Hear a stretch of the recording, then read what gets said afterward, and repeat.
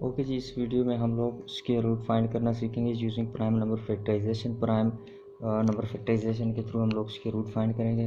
अब इस क्वेश्चन में इस तरह है कि हम लोगों ने एक्स के रूट के अंदर मेरे पास है 64 जो मल्टीप्लाई हो रहा है 25 से, ठीक है।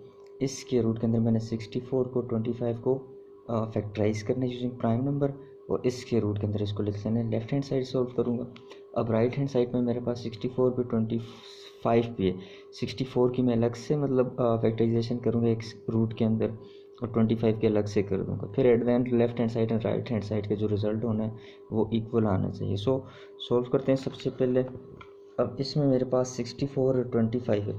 सो लेट पहले हम लोग इनकी लेफ्ट हैंड साइड पहले मैं सॉल्व कर देता हूँ। लेफ्ट हैंड साइड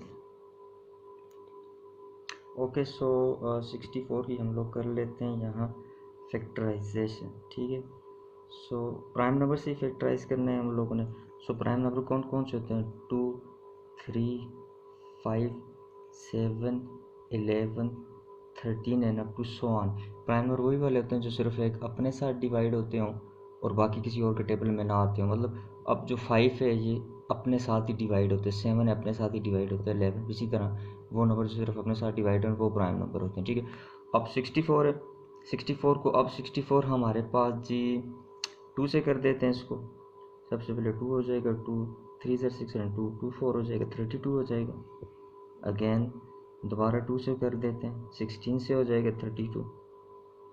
अगेन 2 से कर देते हैं, 2 8 से 16। अगेन 2 से कर देते हैं, 2 4 से 8।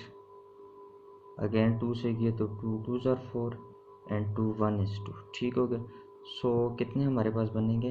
1 2 3 4 5 6, ठीक होगी। 6 2 हमारे पास 6 2 यहाँ आ जाएंगे, ठीक है। 3 3 का पेयर बन जाएगा हमारे पास। इसी तरह 25 भी है। सो 25 को भी मैं फैक्टराइज कर देता हूँ चाहे आसानी हो हमें आगे सॉल्व करने में, ठीक है। सो 25 है। 25 तो सीधे सीधा 5 से हो जाएगा। सो 5 से 25 हो जाएगा, ठीक है। अगेन 5 1 is 5, ठीक हो गया। सो यहाँ हमारे पास 2 5 आ जाएंगे। अब इसको लिखने का किस तरह तरीके?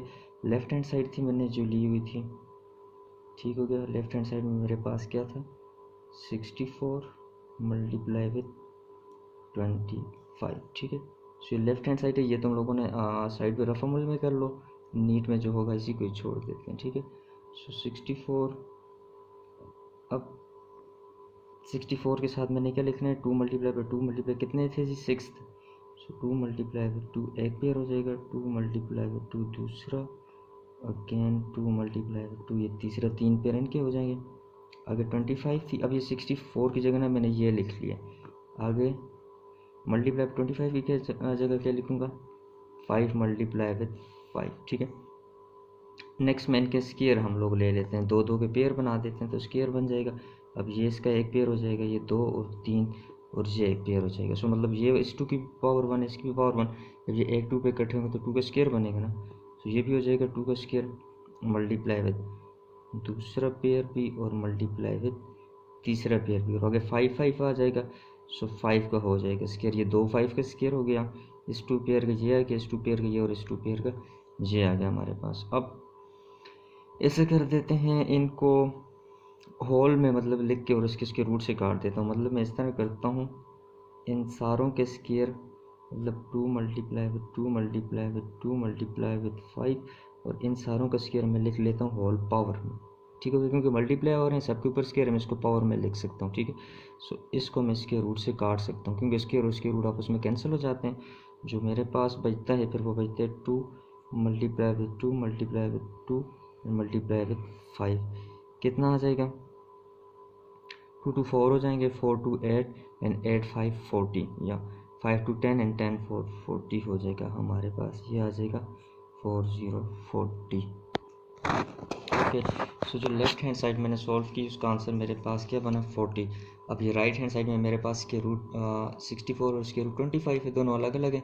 सेम इसी तरह प्रोसीजर करेंगे और उसका आंसर भी 40 आना चाहिए, ठीक है। सो राइट हैंड साइड को मैं यहाँ सॉल्व कर लेता हूँ। राइट हैंड साइड में मेरे पास था क्या? 2 के रूट थे, एक में था 64 मल्टीप्लाई और दूसरे में था जी 25 का, ठीक है। अब मेरे पास ऑलरेडी ये लिखे हुए हैं अंदर साइड के ऊपर, मैंने जस्ट इनको यहाँ पेस्ट कर देना है।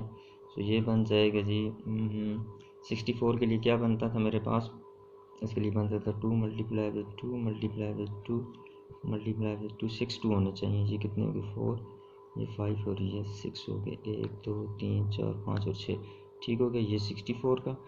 और इसी के साथ हम लोग 25 का अब अलग स्क्वायर रूट में लिख लेंगे क्योंकि दोनों के ऊपर अलग अलग था। तो इस दफ़ा 5 मल्टीप्लाई विद 5 ये क्या हो जाएगा, अलग स्क्वायर रूट के ऊपर आ जाएगा।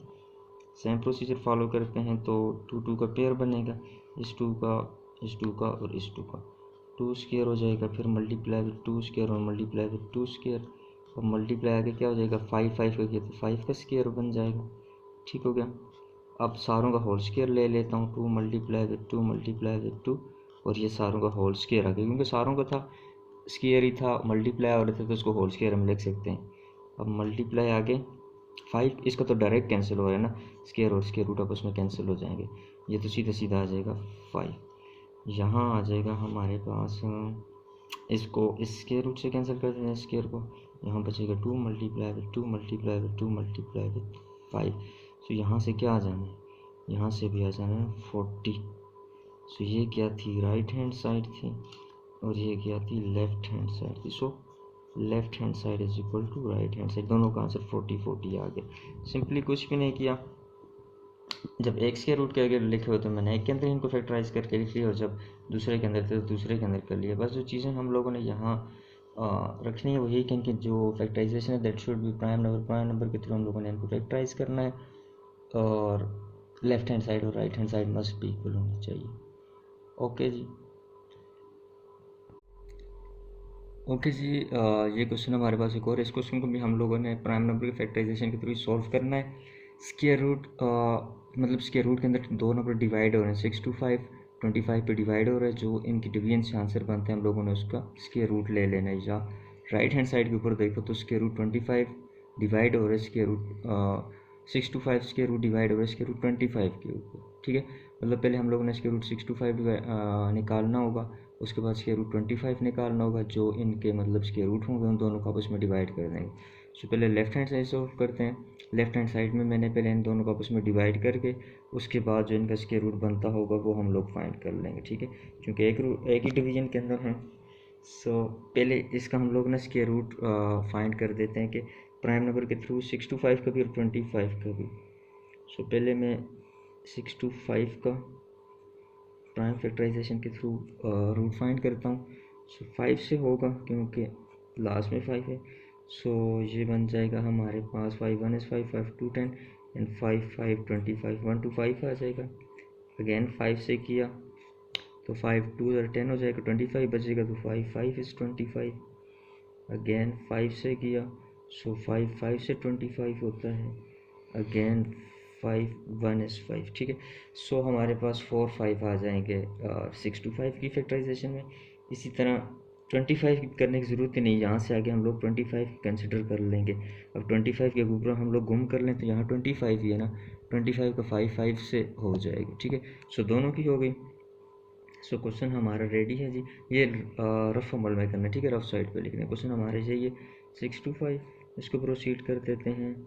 सो उसके रूट के अंदर ही मैं लिखता हूँ 6 to 5 की जगह क्या लिखेंगे जी, 5 multiply with 5 multiply with 5 multiply with 5, मतलब 4 5 इनके आ जाएंगे, और 25 का क्या है 5 मल्टीप्लाई विद 5, दो ही 5 थे हमारे पास। ऐसे कर देते हैं, इस 5 को इस 5 से कैंसिल कर देते हैं, इस 5 को इस 5 से।